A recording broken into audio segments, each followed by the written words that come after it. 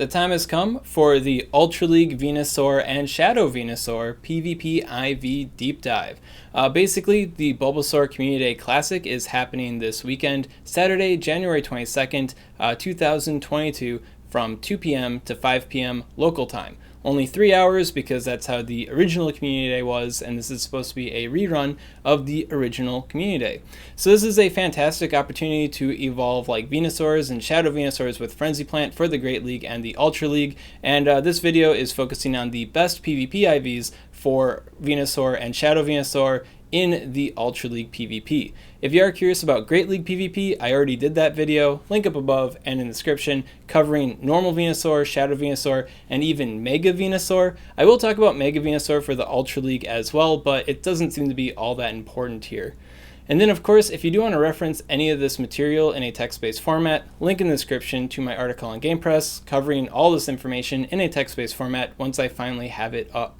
And if PvP IVs do seem kind of scary and confusing to you, like if you're 5 minutes into this video and you have like no idea what I'm talking about, link above and in the description to my PvP IVs simplified video, help you get your feet a little bit wet before you dive off into the deep end here. I'll also be talking about the true stats of a Pokemon in this video, the hidden true stats that you can't see in app. That's just how it is for Great League and Ultra League PvP IVs. If you want to see the true stats of your Pokemon, you can check out, pvpoke.com, PokeGenie will show you, CalciIV will show you, Go Stadium will show you, pvpivs.com will also show you. And to make things even simpler for you though, I will include canned PvP IV tables that hit all the different stat checks that I'm talking about to try to make it even more simple for you guys. When it comes to normal Venusaur in Ultra League PvP, there's going to be two main flavors of Venusaur I'm going to be promoting to you guys, and first one's going to be the attack weight Venusaur, also known as the Best Buddy Galar Stumpfisk Slayer Venusaur. Basically anything that you want a high attack weight Venusaur to do, you're also going to probably want to make sure that you're slaying Best Buddy Galar Stumpfisk on top of it. And then I also have the high defense weight Venusaur, a higher defense weight than the rank 1 Venusaur's defense weight, that can do some specific things while also being as good as the rank 1 Venusaur. And given how limited these two flavors can be, I'm also going to be including a table to the 75 to 100 IV splits that perform basically as good as the rank 1 Venusaur. So if you don't have any of these specialized Venusaur IV spreads, you can at least perform as well as the rank 1 Venusaur in Ultra League PvP. So starting out with the attack stat, the main goal attack stat is going to be 159.2 attack or higher, and this gets a Frenzy Plant breakpoint on Galar Stumpfisk for the 0-0 shield situation specifically. And I think it's kind of ironic because I think this exact kind of situation or a very similar situation came up for Trevenant in my Ultra League Trevenant PvP IV deep dive. I'll link up above and in the description if you haven't checked it out yet. But yeah, just getting that ever so slight charge move breakpoint to take on Best Buddy Galar Stumpfisk more consistently. Yeah, for Venusaur, that's going to be about 159.2 attack. And with this attack weight, you will also be getting a breakpoint on Gallade, 155.99 to about 160.85. The latter number is going to be against a maximum defense Gallade, which is kind of rare. So I think just being at 159.2 is going to be perfectly okay for Gallade.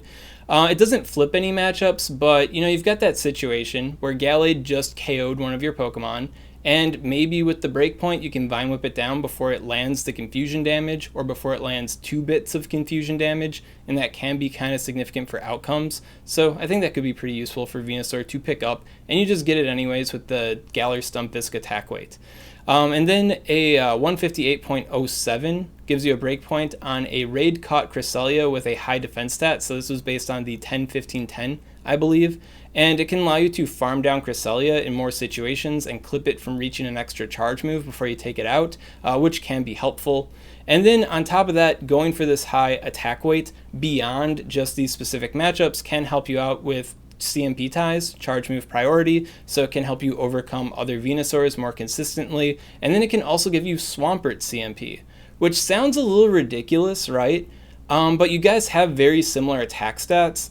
And if you get CMP on Swampert, that could be a Hydro Cannon or an Earthquake that you don't have to get hit by. I mean, think about the end game scenario.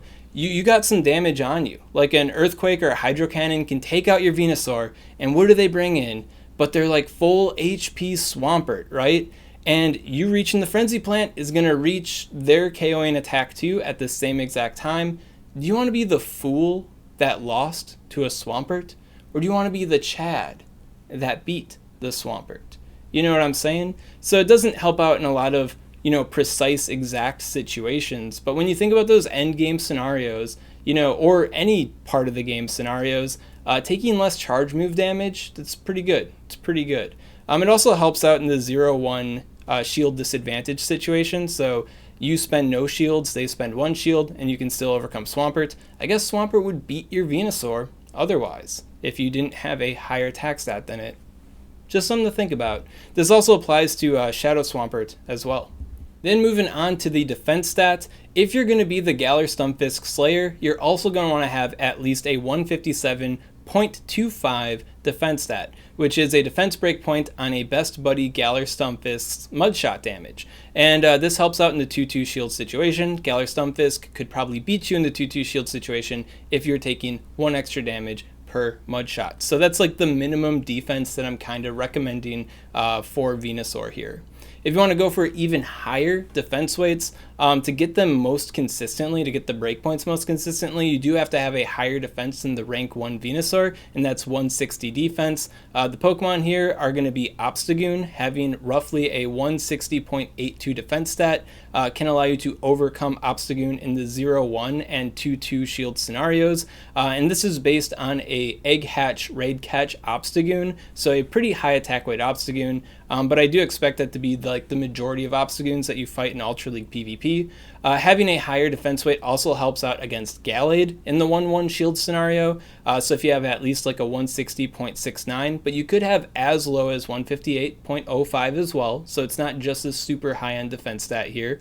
Coupled with a 156 HP stat, you can take it on in the 1-1 shield scenario. And I think this can also help out against Shadow Gallade as well, but that wasn't as clear based on the simulation data, but like it could sometimes help out there too. And then finally I noticed that having a big defense stat could also help out against Goodra in the 1-1 shield scenario as well, and that would be a 158.82 to 160.81 defense range. Goodra could have a higher attack range, and overall this matchup plays out kind of goofy too, because it's like the matchup that you're winning is the one where they bait with Muddy Water and you actually shield the bait move, and it's like, how are the Goodra matchups actually going to play out, but taking less Dragon Breath damage, I think that's always a good thing, so it's kind of nice to at least have the Goodra defense, and then on top of it you're getting the Obstagoon and the Gallade defense on top of it, so why not?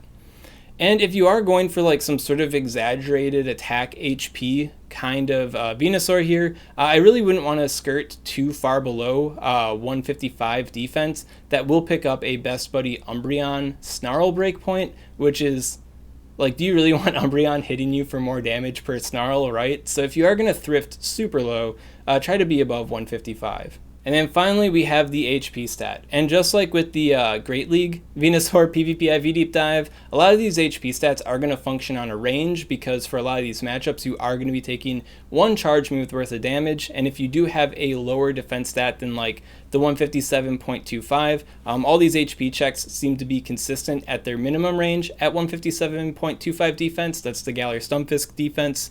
But obviously if you have lower defense than that, or if they happen to have a higher attack weight than expected, then having more HP may be required to get these precise matchups down, provided everything is super even to begin with. So yeah, so having about a 156 to 158 HP range, you can take on Greedent in the 2-2 shield scenario, a level 40 Toxicroak in the 1-1 shield scenario, and then possibly a Shadow Snorlax in the 1-1 shield scenario as well. This can also help out against Charm Alolan Ninetales in the 0-1 scenario, so you don't have to spend a shield, they have to spend 1 shield, but you would have to have enough of an attack weight for your Sludge Bomb breakpoint to actually KO it, which you do get if you do have the Galar Stumpfisk attack, so that's also something else to chew on as well. Of course, these HP weights could end up being a bit higher if you have a lower defense stat or they have a significantly higher attack stat than expected. Then at 158 HP precisely, I noticed that you could possibly take on Galvantula in the 0-0 shield scenario, and then Sirfetch'd in the 1-2 shield disadvantage scenario, assuming they don't have Brave Bird, which is interesting to think about, but I think the 156 is a perfectly okay cutoff. And then I did do some stress testing on Venusaur as well, and based on the HP stat, of course, and I found 152 was important for the Gyarados 1-2 shield scenario, and things didn't seem to get much worse for Venusaur until you hit about 150 HP, so I would consider 152 to kind of be like the hard HP cutoff for any Venusaur that's looking to thrift on its stats a little bit. Maybe 153 if you want to be a little bit more comfortable on the stat thrift there. So if all that stuff sounded pretty confusing to you, let me simplify it a little bit with these canned PvP IV tables from PvPIVs.com, linked down in the description, of course, so you can click on them and ogle them yourself. Obviously, the first one I'm displaying here only has 2 IV splits, right? So this is the premium Galar Stumpfisk Slayer, having the 159.2 attack stat, having the 157.7 defense stat, and then having the the idealized 156 HP stat. So these are the 2 that do it best. If you happen to have them, kudos to you. But if you don't have them, well, this table is customizable, and you can drop the HP stat even further. So you can do it here by changing the 6 to a 3, and you can also change the URL, which has HP equals 156 on it. You could change that to 152 or 153 as well. And then if you do that, you'll see that the table didn't change at all because it still says top 2. So if you just edit that to a really big number, then you reveal that there's I think 75 or 85 different IV spreads here that work out for the Galar Stumpfisk Slain while maintaining the minimum HP check of 152 to 153 HP.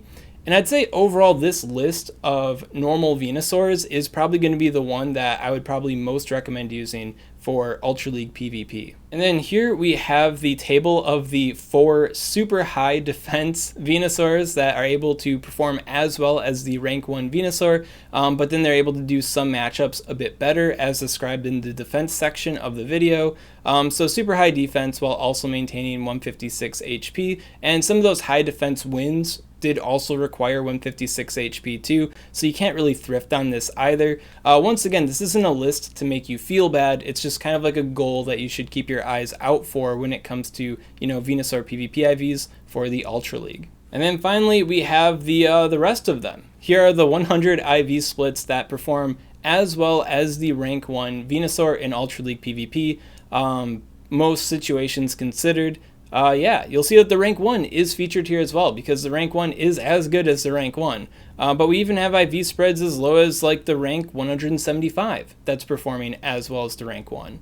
So if you don't have the cool attack defense stat one, you don't have the super crazy high defense stat one, well, here's 100 other IV splits that are as good as a rank 1 Venusaur in Ultra League PvP. Linked in the description, of course. Now it's time to talk about Shadow Venusaur in Ultra League PvP. And a quick disclaimer I'm going to make about Shadow Venusaur here and Shadow Pokemon with ideal PvP IVs in general is that, we don't get a whole lot of Shadow options, and there is a good chance that you don't have the IVs that I'm talking about in this video here. And if you don't have the precise checkoffs, then, that sucks, and it kind of is what it is. I don't have a lot of the ideal IV spreads that I want. In fact, I only have one Shadow Venusaur that kind of maybe works out in Ultra League PvP based on my own credentials here. So, it's just something that you can check over, see if you do have. If Shadow Bulbasaur comes back to the Rocket Pool, battle them and see if maybe you get them in the future for a further future on Frenzy Plant event as well. But don't feel too, bummed out if you don't have the IV splits that I'm talking about here, right? And with that said, let's talk about Shadow Venusaur Ultra League PvP. So the main focus that I noticed that Shadow Venusaur was having was on the attack stat. Having a slight purposeful attack weight seemed to be pretty good, which is kind of good news for Shadow Venusaur because usually Shadow Pokemon have higher attack weights than what we'd ideally like on a PvP IV Pokemon.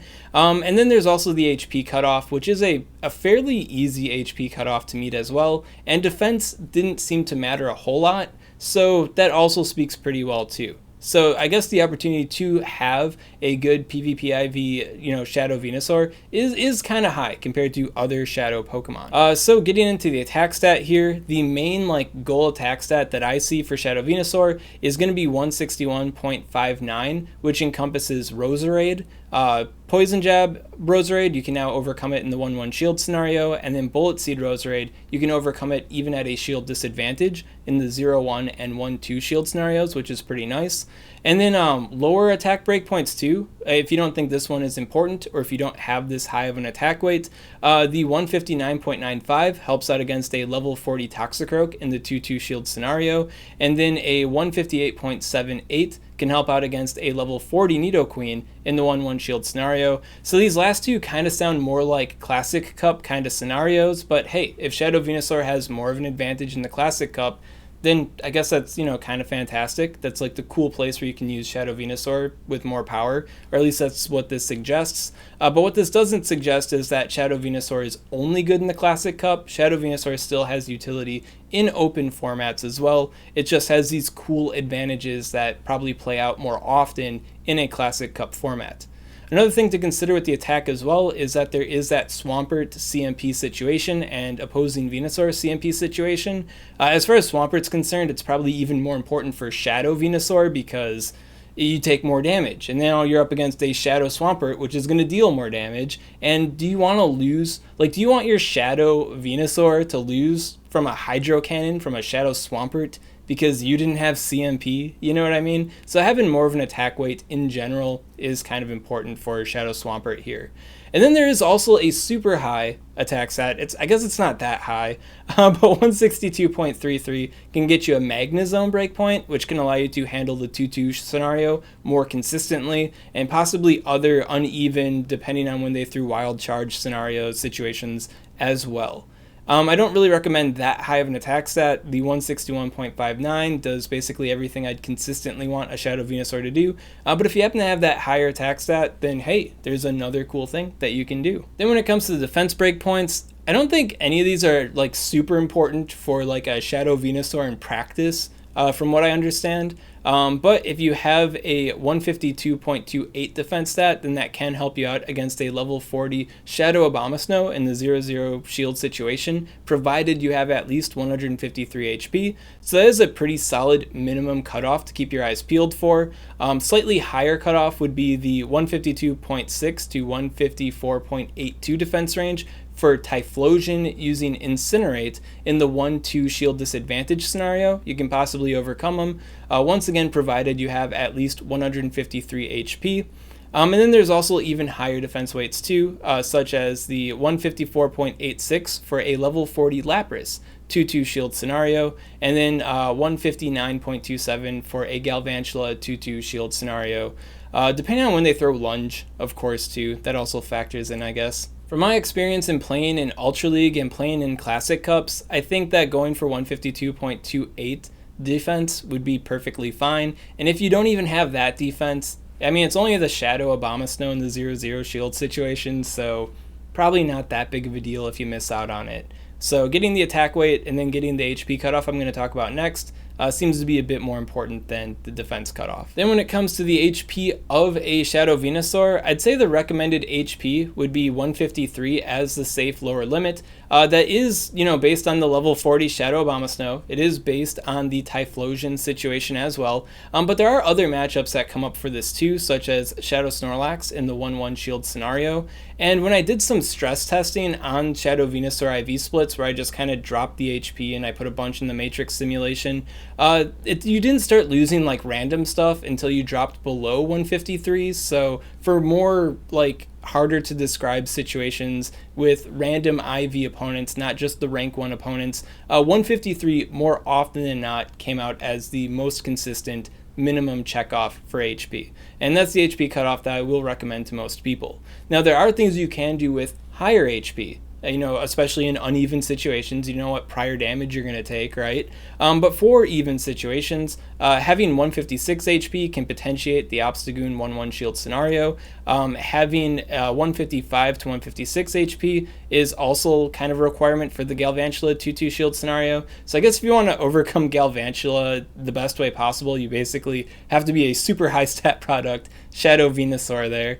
Having 157 plus HP could also possibly help out against Empoleon in the 0-0 and 0-1 shield scenarios. And then once again, I imagine defense would tie into that as well, because you will be taking a drill peck in the process. But just something to keep your eyes out for if you do happen to have that super high stat product Shadow Venusaur. And this does give some credence to using a high stat product Venusaur instead of just the attack weighted Shadow Venusaur that I talk about in this video. And then to add to that as well, there is a weird bulk interaction for regular Venusaur versus Shadow Venusaur in the 1-1 shield scenario specifically, where if you do have the Roserade or Toxicroak attack weight, like you can't possibly have the right composition of bulk against like most Venusaur, like most normal Venusaur, to overcome it in the 1-1 shield scenario. Of course, depending on who makes the bait, who lands the Sludge Bomb, etc., that still plays into the matchup. But just another like shout out to high stat product Shadow Venusaur still being important, even though the attack weight Shadow Venusaurs look pretty cool. So if you do have like the rank 12 Shadow Venusaur, it's not going to be like super bad compared to the attack weight Venusaurs. But of course, the attack weight Venusaurs do have their advantages because of, you know, CMP and getting those sweet, juicy attack breakpoints. So here we have a table showcasing the 136 Shadow Venusaur IV splits that have the Roserade attack weight, the Shadow Abomasnow defense weight, and the 153 HP stat. Link in the description, of course, to this table, because there is 136 different IV splits here, so it can be kind of complicated to follow in this video. And then to add to that, the table is customizable once again, so if you feel like, you know, you want a lower attack weight, you feel like, you know, Roserade attack weight, whatever, Toxicroak attack weight, I'm going to care about that a little bit more. You know, you can customize the table yourself. Same with the defense check as well.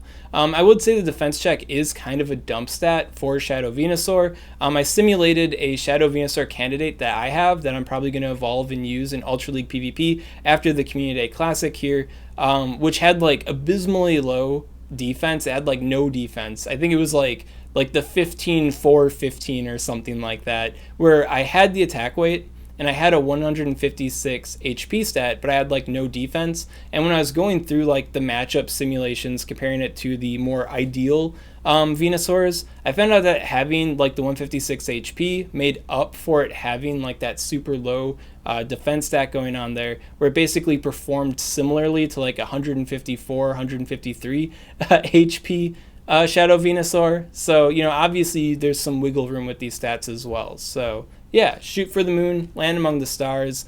I'd like to have a better Shadow Venusaur, but apparently this is the best I got, so hey, right? And then of course this attack weight Venusaur isn't so overwhelmingly better than like a high stat product Shadow Venusaur that you shouldn't build or ever use a high stat product Shadow Venusaur. There are some cool advantages to that Pokemon as well, such as the Empoleon matchup and the mirror matchup against normal Venusaurs. And if you are curious about Mega Venusaur for Ultra League PvP, I understand that Megas aren't eligible in GBL just yet, but you can use them in like private PvP battles, and they could be added in the future, right? Well, in Great League PvP, Mega Venusaur does have some interesting advantages over normal Venusaur. It's not so much so that it's just absolutely better than normal Venusaur, but it does have like a unique attack defense profile compared to a normal Venusaur. When I looked at it for Ultra League PvP, nothing really stood out to me as being advantageous, so I didn't really dig deeper and see if there's any IV checks that you should look out for a Mega Venusaur in Ultra League PvP. And then it also doesn't mean that it couldn't have a matchup in the future when some new Pokemon or new moves or rebalances happen. Like, it's not that Mega Venusaur will never have a place in Ultra League PvP. It still could, so it still could be mindful to evolve one that could become a Mega Venusaur for Ultra League PvP in the future, just in case. But definitely not as much of a priority, I guess, as it could be in Great League PvP. At any rate, that's all I got to say for Venusaur and Shadow Venusaur and Mega Venusaur in Ultra League PvP. If you got any questions on this content, of course, comment below, let me know what's up, and I'll be happy to help you out. And if you want to know about Great League Venusaur, link in the description, of course, to my video covering Great League Venusaur. And then in the near future, I will have an article up on Game Press as well, covering all the Venusaur stuff in a text-based format. Yeah, if you enjoyed this content, you want to see more like it, make sure to subscribe to SwagTips. I'd also like to give a special shout out to these Patreon supporters. If you want to support Swagman on Patreon, link in the description. And if you haven't seen the Great League video yet, yeah, link up, well, I can't link it up above 2 times. So link in the description, link in the description, okay.